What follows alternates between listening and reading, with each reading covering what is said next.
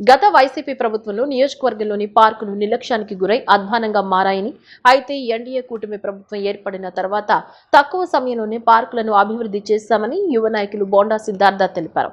ముఖ్యంగా తెలుగు తల్లి పార్కును ఆధునికంగా అభివృద్ధి చేసి ప్రజలకు అందుబాటులోకి తీసుకొచ్చామని చెప్పారు.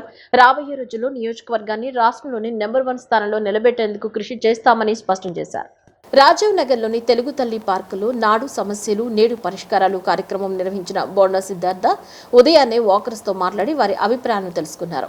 గతంలో చెత్తతో నిండిపోయిన ఈ పార్కును ఎమ్మెల్యే బోండా ఉమామేశ్వరరావు ఆధ్వర్యంలో సుమారు 9.60 లక్షలతో అభివృద్ధి చేసి పిల్లల కోసం ఆట వస్తువులు, మహిళలకు జిమ్ పరికరాలు, వాకింగ్ ట్రాక్ ఏర్పాటు చేసినట్లు తెలిపారు.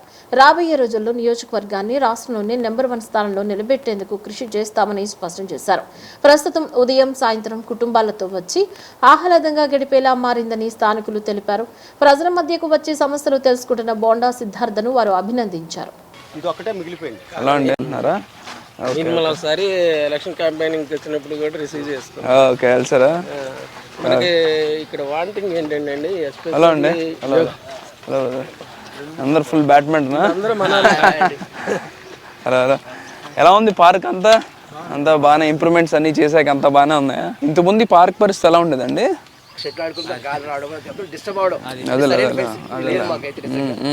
చాలా మంది పీపుల్ అయితే చాలా మన గవర్నమెంట్ సూపర్. పిల్లల కోసం చాలా సేపు నా ముందు కింద పడిపోయారు. అక్కడ శాండ్ దోలాలండి, ఇక్కడ ప్లే ఏరియాలోనా? ఓకే, ఈ ట్రాక్ లాస్ట్ 5 years నుంచి ఇదే ట్రాక్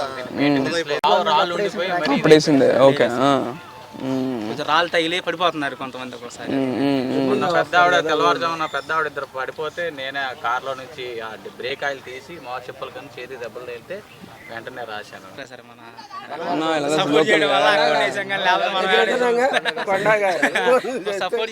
అనేవి పెరగాలి కాన్స్టిట్యున్సీలో.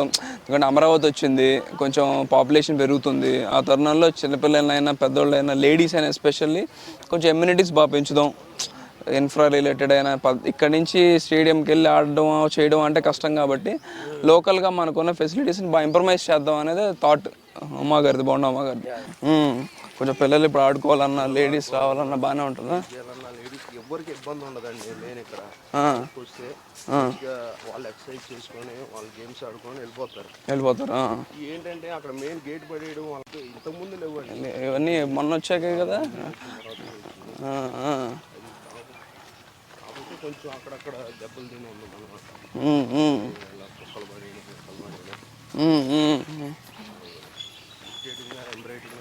ఈ వాటరింగ్ అన్నీ కూడా బాగానే చేస్తున్నారా? వాటర్ చేస్తున్నారా? రాధానగర్ ఒకప్పుడు ఎక్కడికి వెళ్ళేవాళ్ళు షటిల్ ఆడడానికి? అక్కడ సిగ్నర్ గ్రౌండ్ దాకా వెళ్ళేవాళ్ళు. బాగా కాంపిటీషన్గా కోర్టు దొరికేది కదా ఆడడానికి. ఆంధ్రప్రదేశ్ ప్రభుత్వం భవన నిర్మాణదారులకు, భూ యజమానులకు భారీ ఊరటనిస్తూ కీలక నిర్ణయం తీసుకుంది. ఖాళీ స్థలాలపై పన్ను చెల్లింపు విధానంలో సవరణలు చేస్తూ మున్సిపల్ పరిపాలన, పట్టణాభివృద్ధి శాఖ ఉత్తర్వులు జారీ చేసింది. ఏపీ ప్రభుత్వం అసెంబ్లీలో ఆమోదించిన చట్ట సవరణలకు అనుగుణంగా మున్సిపల్ శాఖ ముఖ్య కార్యదర్శి సురేష్ కుమార్ అధికారిక జీవోను విడుదల చేశారు. భవన నిర్మాణ సమయంలో చెల్లించాల్సిన ఖాళీ స్థలం పన్నుపై 50% రాయితీ లభించనుంది. భవన నిర్మాణ అనుమతి పొంది నిర్మాణం ప్రారంభించిన సమయం నుంచి ఆ భవనానికి ఆక్యుపెన్సీ సర్టిఫికేట్ జారీ అయ్యే వరకు ఈ 50% రాయితీ వర్తిస్తుంది. గతంలో నిర్మాణం జరుగుతున్న సమయంలో కూడా పూర్తి స్థాయిలో పన్ను చెల్లించాల్సి వచ్చేది. ఇప్పుడు ఆ భారాన్ని ప్రభుత్వం సగానికి తగ్గించింది. మున్సిపల్ చట్టాల్లోని నిబంధనల వల్ల నిర్మాణదారులు ఆర్థికంగా ఇబ్బందులు ఎదుర్కొంటున్నారని గుర్తించిన ప్రభుత్వం రియల్ ఎస్టేట్ రంగాన్ని ప్రోత్సహించడానికి, సామాన్యులపై భారం తగ్గించడానికి ఈ నిర్ణయం తీసుకుంది. ఇటీవల జరిగిన అసెంబ్లీ సమావేశాల్లో ఈ మేరకు చట్ట సవరణ బిల్లును ఆమోదించారు. పెద్ద ప్రాజెక్టులు నిర్మించే సమయంలో ఆక్యుపెన్సీ సర్టిఫికేట్ రావడానికి ఏళ్ల సమయం పడుతుంది. అప్పటి వరకు ఖాళీ స్థలం పన్ను భారం సగానికి తగ్గడం వల్ల ప్రాజెక్టు వ్యయం తగ్గుతుంది. వ్యక్తిగత గృహ నిర్మాణదారులకు కూడా ఈ రాయితీ వర్తిస్తుంది. ఈ నిర్ణయం వల్ల భవన నిర్మాణ రంగంలో పెట్టుబడులు పెరిగే అవకాశం ఉంది. నిర్మాణ అనుమతి పొందిన తర్వాత మాత్రమే ఈ 50% రాయితీ వర్తిస్తుంది. కేవలం ఖాళీగా ఉంచిన స్థలాలకు యథావిధిగా పూర్తి పన్ను చెల్లించాల్సి ఉంటుంది. ఒకసారి ఆక్యుపెన్సీ సర్టిఫికేట్ వచ్చిన తర్వాత ఆ స్థలం పన్ను రద్దై భవన పన్ను అమల్లోకి వస్తుంది. ఏపీ ప్రభుత్వం తీసుకునే ఈ నిర్ణయంపై నిర్మాణ రంగ ప్రతినిధులు హర్షం వ్యక్తం చేస్తున్నారు. వ్యక్తిగత వ్యాఖ్యలను కులానికి అన్వయించడం సిగ్గుచేటని వైసీపీ అధికార ప్రతినిధి కారుమూరి వెంకటరెడ్డిపై ఎస్సీ అట్రాసిటీ కేసు పెట్టాలని డీజీపీకి ఫిర్యాదు చేయడం దుర్మార్గమని వైసీపీ ఎస్సీ సెల్ రాష్ట్ర వర్కింగ్ ప్రెసిడెంట్ కొమ్మూరి కనకారావు ధ్వజమెత్తారు. సాంఘిక సంక్షేమ బోర్డు చైర్మన్ బాలకోటయ్య మాజీ ముఖ్యమంత్రి వైఎస్ జగన్మోహన్ రెడ్డి ప్రతిపాదించిన మావిగన్ అంశంపై అనుచిత వ్యాఖ్యలు చేశారని, వాటిని ఖండించిన కారుమూరి వెంకటరెడ్డిపై డీజీపీకి ఫిర్యాదు చేయడం సరికాదని ఆయన తప్పుబట్టారు. వ్యక్తిగతంగా చేసిన వ్యాఖ్యలను ఒక సామాజిక వర్గానికి అన్వయించడం సరికాదని, ఇది చట్టాలను దుర్వినియోగం చేసే ప్రయత్నంగా ఆక్షేపించారు. మావిగన్ ప్రతిపాదనపై దమ్ముంటే బహిరంగ చర్చకు రావాలి.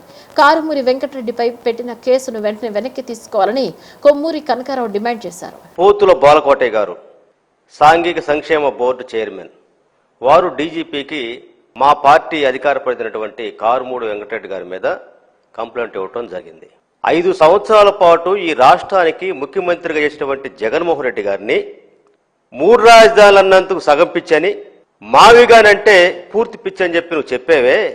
ఒక ముఖ్యమంత్రిని ప్రజలు గెలిపించుకొని 5 సంవత్సరాల పాటు ఈ రాష్ట్రాన్ని పరిపాలించినటువంటి ప్రజాదరణ కలిగినటువంటి ముఖ్యమంత్రిని స్థాయి మనిషి నువ్వు పిచ్చన్నప్పుడు చిన్న పత్రిక నడుపుకొని బ్లాక్మెయిల్ చేస్తూ ఆ కాళ్ళు ఈ కాళ్ళు పట్టుకొని ఏదో చైర్మన్ ఉన్నటువంటి నువ్వు నిన్ను పిచ్చరికి ఇంకేమనాలయ్యా?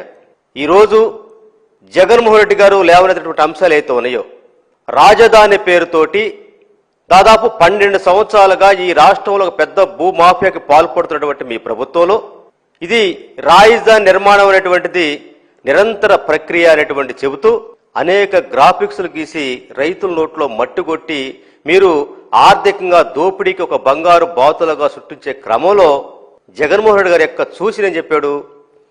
రాజధాని ప్రజల రాజధానికి ఉండాలంటే ఇప్పుడువంటి ఆర్థిక పరిస్థితుల దృష్ట్యా ఒక సూచన చేశాడు. ఏమని?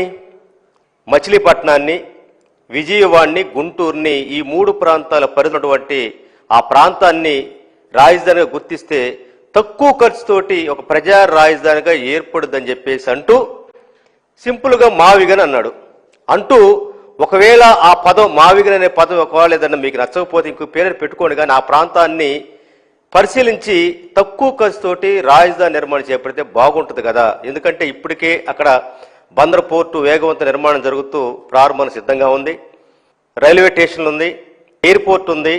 అదేవిధంగా దాదాపు ఒక 20 లక్షల మంది జనం ఉన్నటువంటి ప్రాంతంలో త్వరగా రాజధాని పూర్తవుతున్నటువంటి ఒక సూచన చేస్తే అది ప్రజలు కూడా వాస్తవాన్ని గమనిస్తూ నిజమే కదా అని చెప్పేసి ఆలోచిస్తున్న తరుణంలో దానికి మీరు సమాధానం చెప్పుకోవటం చేతగాక జగన్మోహన్ రెడ్డి గారు చెప్పినటువంటి చూసిన ప్రజల్లోకి వాస్తవం వెళ్తున్న క్రమంలో దానికి మీరు సమాధానం చెప్పుకోలేక మీరు చేసే కుట్రల మొత్తం కూడా ప్రజలు అర్థం చేసుకున్నటువంటి క్రమంలో మీకు పిచ్చి వాగులు వాగుతూ డైవర్షన్ పాలిటిక్స్ చేస్తున్నారు తప్ప మీకు నిజంగా రాజధాని నిర్మాణం చేపట్టినటువంటి చిత్తశుద్ధి లేదనేది దీన్ని బట్టి అర్థమవుతా ఉంది. ఆవనిగడ్డ నుంచి విజయవాడకు వెళుతున్న కరకట్ట బస్సును పులిగడ్డ వంతెన వద్ద మహిళ ఆపేందుకు ప్రయత్నించినప్పటికీ డ్రైవర్ బస్సును ఆపకుండా వెళ్లిపోయాడు. దీంతో ఆగ్రహానికి గురైన మహిళ బస్సును వెంబడిస్తూ మోపిదేవి ప్రధాన సెంటర్లో ఎక్కి డ్రైవర్ను చెప్పుతో చెంపపై కొట్టింది.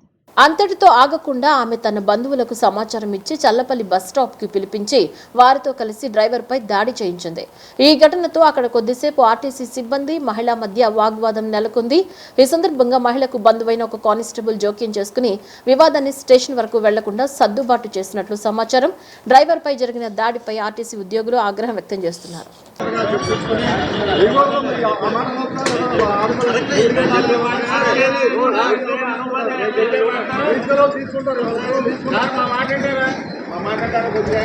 రసపోలు కష్టాలు పరిస్థితి చెప్పండి. నాకు తలపల్లో దిగుతున్నారు వచ్చి పళ్ళు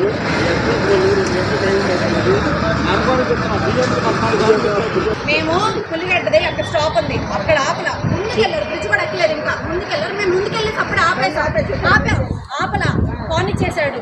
అప్పటి నుంచి మళ్ళీ టోల్ గేట్ దగ్గర వెనకాల నుంచి హారన్ కొట్టుకుంటానే ఉన్నారు. టోల్ గేట్ దగ్గర చూస్తూనే ఉన్నారు. బస్సులో నుంచి చూసాను కొడుతున్నప్పుడు చూస్తూనే ఉన్నాడు.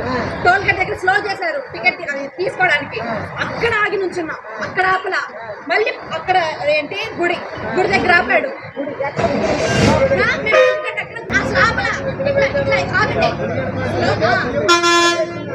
పేదల సంక్షేమం రాష్ట్రాభివృద్ధికి సీఎం చంద్రబాబు చేసిన కృషి చరిత్రలో చిరస్థాయిగా నిలిచిపోతుందని గుడివాడ పామరు ఎమ్మెల్యేలు వెనిగండ్ల రాము, వర్లకుమార్ రాజాలు పేర్కొన్నారు. టీడీపీ అంటేనే కార్యకర్తల పార్టీ అని ఎమ్మెల్యేలు ఉద్ఘాటించారు. గుడ్లవల్లేరు మండల తెలుగుదేశం పార్టీ నూతన కమిటీ ప్రమాణ స్వీకార కార్యక్రమం గురువారం రాత్రి గుడ్లవల్లేరు మిల్లులో ఘనంగా జరిగింది. పార్టీ అధ్యక్షుడిగా పోలవరపు వెంకట్రావు మరియు నూతన కమిటీ సభ్యులచే పార్టీ జిల్లా అధ్యక్షుడు వీరంకి గురుమూర్తి ప్రమాణ స్వీకారం చేయించారు. నూతన మండల కమిటీను Gudivada MLA Venigandla Ramu, Pamarru MLA Varla Kumar Raja, RTC chairman Konakalla Narayana Rao, SDWC chairman Ravi Venkateswara Rao, జిల్లా టీడీపీ అధ్యక్షుడు గురుమూర్తి అభినందించారు.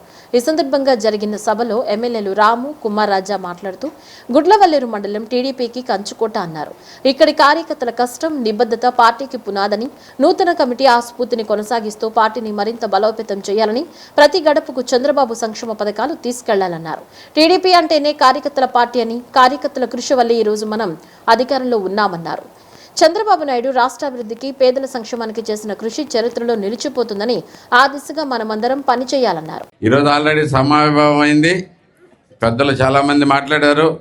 ఆల్రెడీ మా సోదరుడు కుమార్ రాజా చంద్రబాబు నాయుడు గారు రాష్ట్రాన్ని ఎలా అభివృద్ధి పథంలో తీసుకెళ్తున్నారు, ఎక్కడెక్కడ ఏం చేస్తున్నారు అనేది క్లియర్గా చెప్పడం జరిగింది.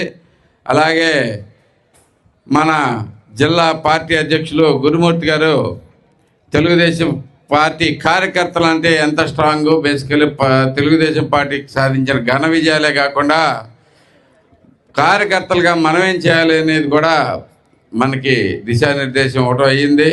ఆయనకు కూడా ప్రత్యేకమైన థ్యాంక్ యూ. సో నేను క్లుప్తంగా రెండు మూడు మాటలు చెప్పి మీకు క్లియర్గా చెప్తాను. ఒకటి, మనం అనేకమైన అభివృద్ధి కార్యక్రమాలు చేసుకుంటున్నాం. చంద్రబాబు నాయుడు గారు ఎంత కష్టపడుతున్నారు, పవన్ కళ్యాణ్ గారు ఎంత ఆప్యాయత చూపిస్తున్నారు మన మీద, నారా లోకేష్ గారు ఎంత ఇంట్రెస్టింగ్గా మనకు అడిగినవి అన్నీ ఇస్తున్నారో మీకు అందరికీ తెలిసిన విషయమే. దానికి ఏకైక కారణం గుడివాడ ఎన్టీ రామారావు గారి సొంత నియోజకవర్గం కింద ఉండబట్టి మనకు ఆ వాల్యూ దొరుకుతుంది. అదే రకంగా ఈసారి అత్యధిక మెజారిటీ తోటి మళ్ళీ తెలుగుదేశం పార్టీని మనం ఎన్నుకుని ఈ గుడివాడ నియోజకవర్గం పరువు నిలబెట్టినందుకు అక్కడి నుంచి కూడా మనకి ఎంతో గౌరవం దక్కుతుంది. సో మనం ఇప్పుడు ఈ గౌరవాన్ని కాపాడుకుంటూ మనం తెలుగుదేశం పార్టీ కార్యకర్తల కింద ప్రతి ఒక్కరూ మనం చేసిన కార్యక్రమాలు ఏంటి అనేది ప్రజలందరికీ చెప్పగలుగుని ఉండాలి. నేను ఒకే ఒక సూచన ఇస్తున్నా తెలుగుదేశం పార్టీ కార్యకర్తలందరికీ. మన ఊర్లో మనం అత్యధిక కార్యక్రమాలు చేసాం. గత 5 సంవత్సరాలతో పోలిస్తే ఈ 2 సంవత్సరాల్లో ఏ ఊరు తీసుకున్నా, ఏ నేల తీసుకున్నా, ఏ రోడ్డు తీసుకున్నా, ఏ కాలువ చూసుకున్నా మనం ఎంతో బాగు చేసుకుని వచ్చామనేది మాత్రం నిజం, అందరూ ఒప్పుకుని తీరాల్సిందే. కాబట్టి మీరందరూ కూడా ఏదైనా కానీ అంటే చేశాం, కానీ ఇంక చేయాల్సినవి కూడా చాలా ఉన్నాయి, దానికి నేను ఒప్పుకుంటున్నా.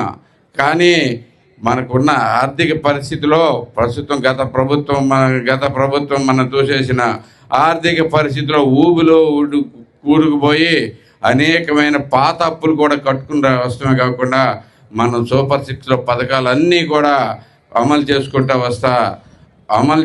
వస్తున్నాం. ఆ అమలు చేయటం కాకుండా అభివృద్ధి కార్యక్రమాలకు కూడా మనం వెచ్చిస్తున్నాం. బులెటిన్ ముగించే ముందు హెడ్లైన్స్ మరోసారి.